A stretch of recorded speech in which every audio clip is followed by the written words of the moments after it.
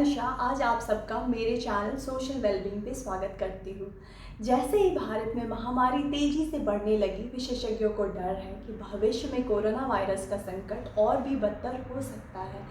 एक तरफ कोविड-19 हर रोज नए रिकॉर्ड्स बना रहा है, जबकि दूसरी तरफ भारतीय शहरों के विभिन्न अस्पतालों में चिकित्सा सुविधाओं और बेड्स की कमी है।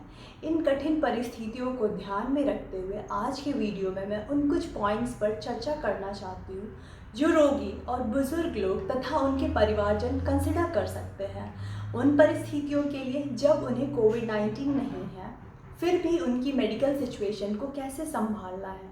मेरे साथ आज सिंगापुर के फुल टेक फोर्थ हॉस्पिटल के आपातकालीन चिकित्सा विशेषज्ञ डॉक्टर शोभित हैं और वो इस विषय पर अपनी एडवाइस शेयर करेंगे। Welcome sir, I am honoured to have you here. Sir, जैसा कि हम जानते हैं कि अभी कोविड पीरियड के दौरान हमारे देश में हमें सोशल डिस्टेंस मेंटेन करना चाहिए, हमें लोगों से दूरियां बना के रखनी चाहिए। तो जो अपने देश के जो बड़े हैं, बुजुर्ग हैं और किसी दूसरी बीमारियों से ग्रस्त हैं, उनके लिए आप क्या एडवाइस देंगे? हाँ, गुड मॉर्निंग निशा। आपने बिल्कुल सही बोला कि इस कोविड के दौरान हमें सोशल और फिजिकल डिस्टेंसिंग वो तो अपन को मेंटेन करना ही है। लेकिन उस दौरान जो हमारे बुजुर्ग गण हैं, उनके लिए यही है कि वो अगर वो डिस्टेंस मेंटेन करेंगे तो वो दूसरी चीजें कैसे कर सकते हैं। तो इसका कुछ अल्टरनेटिव है, जैसे कि मतलब आजकल ऑनलाइन चीजें काफी आ गई हैं, जैसे कि बिजली का बिल पे करना है या किसी कहीं टिकट बुक करना है या और भी चीजें कुछ जो कि वो उनको मैक्सिमम से मैक्सिमम कोशिश करनी चाहिए कि जो भी चीजें हैं, इवन खाने पीने की भी चीजें ऑनलाइन ऑर्डर कर सकते हैं वो। जी। और उसी लाइन में वो मेडिकल से रिलेटेड ट्रीटमेंट है, वो भी चाहें कि वो ऑनलाइन ही हो जाए तो ज्यादा बेहतर है। हाँ जी। और ये तो एक एस्पेक्ट है। दूसरा है कि आजकल सोशल मीडिया बहुत ही स्ट्रांग हो गया है। तो हाँ जी। उसमें फेसबुक है और भी बहुत सारे सोशल फोरम हैं, जिसमें कि वो जॉइन कर सकते हैं, जिससे कि उन्हें नॉलेज भी मिलेगा और साथ में उनका टाइम भी मतलब उसके साथ व्यतीत हो जाएगा। तो हाँ ये एक जी। दूसरा एस्पेक्ट है। और जो तीसरा है कि अगर आप इस दौरान कोविड के दौरान मोस्ट इम्पोर्टेंट जो चीज है कि वो है फिजिकल और सोशल वेलबींग, हाँ जी। Sorry, which includes mental wellbeing also. तो हाँ। आजकल ऑनलाइन बहुत सारे पोर्टल आ गए हैं, जिसमें कि आप देख सकते हैं घर में जूम के थ्रू योगा सेशन कर सकते हैं, एक्सरसाइज वाले सेशंस कर सकते हैं, मेडिटेशन भी कर सकते हैं। तो उससे आपको मतलब आपकी हेल्थ भी अच्छी रहेगी, आपका मेंटल वेलबींग अच्छा रहेगा और साथ में आप ऑक्यूपाइड भी रहेंगे। तो ये कुछ ऑप्शंस हैं जो हमारे बुजुर्गगण हैं उनके लिए यूज़फुल रहेगा। हाँ जी, हाँ जी। सर, आपके हुँ। अकॉर्डिंग और क्या लगता है और दूसरा उपाय क्या है मेडिकल चीज़ों जैसे कि अभी इस दौरान मेडिकल चीज़ों को कैटर करने के लिए और दूसरा उपाय क्या है? हाँ, तो जैसा अपन जानते हैं कि अभी ये कोरोना के दौरान कोरोना जब जब संक्रमण फैला हुआ है, हाँ इसके जी। दौरान सबसे ज़्यादा इम्पोर्टेंट है कि बाहरी दुनिया से अपने आप को बचा के रखना। और हाँ। उस दौरान अगर आप हॉस्पिटल जाते हैं तो आपको ज़्यादा चांसेस हैं कि आपको इन्फेक्शन लग सकता है। और हाँ।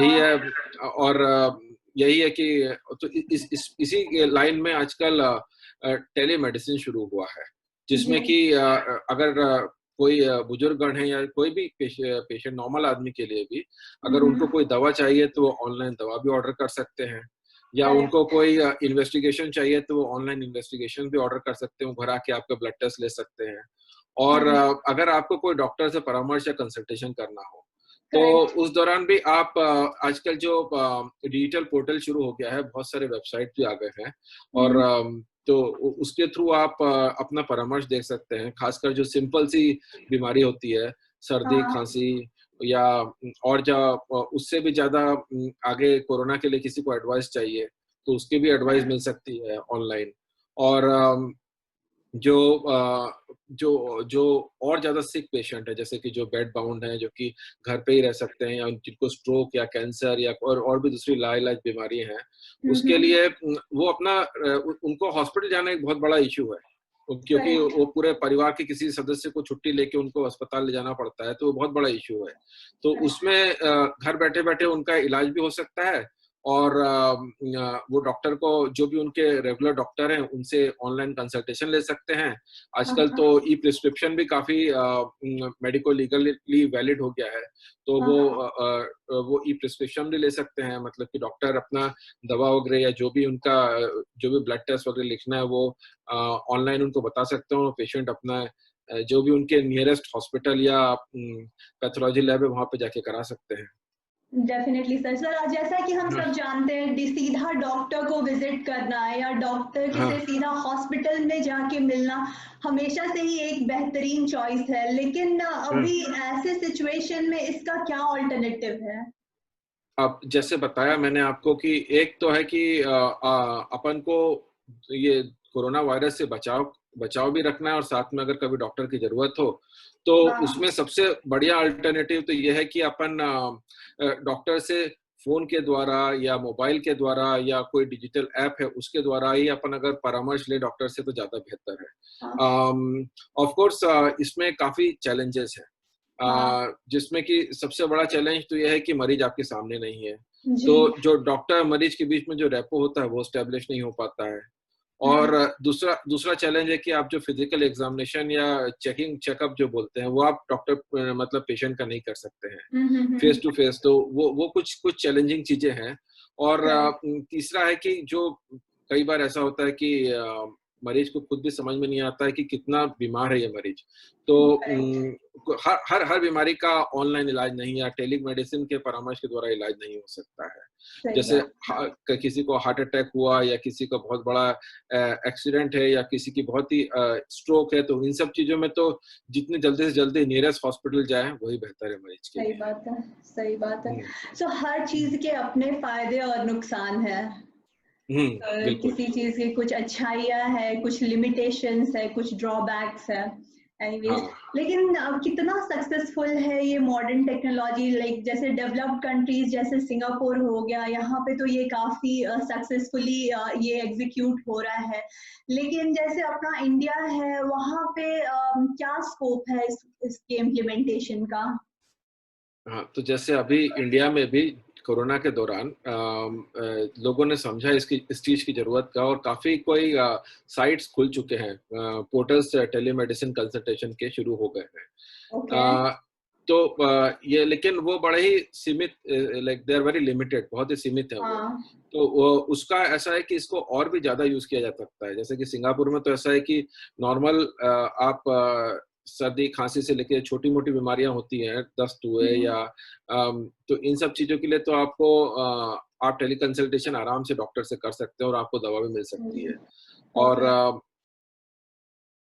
जैसा जो जीडियाट्रिशियंस होते हैं, जो कि यहाँ पे एल्डरली मेडिसिन डॉक्टर होते हैं, जिनको बोला हाँ जाता जी। है, वो जो हाँ। पेशेंट हैं जिनको कि जो नर्सिंग होम में रहते हैं या जो घर पे रहते हैं, जो बुजुर्गगण जो कि किसी कारण से अस्पताल नहीं आ सकते हैं, हाँ। उनके लिए ये एक बहुत ही बढ़िया अल्टरनेटिव है कि वो डायरेक्ट उनसे टेली कंसल्टेशन कर सकते हैं, उनको एडवाइस दे सकते हैं। जो नर्सिंग होम का स्टाफ है या जो दूसरे केयर टेकर्स हैं, उनके घर पे उनको बता सकते हैं कि आप ऐसा करिए, आप इनका इस तरह से ख्याल रखिए, खाने में इनको ये सब चीज़ें दीजिए, या हाँ जी। जो भी दवा के उनके जो साइन्स या सिम्पटम्स को भी वो देख सकते हैं ऑनलाइन, और उसी के अनुसार राइट। उनको एडवाइस दे सकते हैं। हाँ जी। ओके। हुँ। बहुत बढ़िया है। ऐसा अपने इंडिया में कब तक हो सकता है सर? क्या लगता है न तो आपको? इंडिया में तो देखिए, पहली बात तो ये है कि अभी जो एल्डरली केयर है, उसको अभी डेवलप होने में काफ़ी टाइम लगेगा। इंडिया में हाँ। अभी, और या जो क्रॉनिक केयर होती है, जैसे कि कैंसर वाले मरीज हुए या स्ट्रोक वाले मरीज हुए, इन जी। सब के लिए अभी अभी अभी काफ़ी समय लगेगा इन लोगों को पूरी तरह से, एक तरह से जिसको बोलते हैं होलिस्टिक ट्रीटमेंट देने के लिए। हुँ, हुँ, हुँ। तो खाली दवा लिखने से मरीज का इलाज नहीं होता है। जी, कई जी। जो जो खासकर इस तरह के मरीज होते हैं, जो कि जिनको क्रॉनिक मेडिकल इलनेस होती है, हाँ। उनमें आपको क्या डाइट लेते हैं, उनके लिए साथ में वो फिजियोथेरेपी हुई, ऑक्यूपेशनल थेरेपी हुई, हुँ, और हुँ।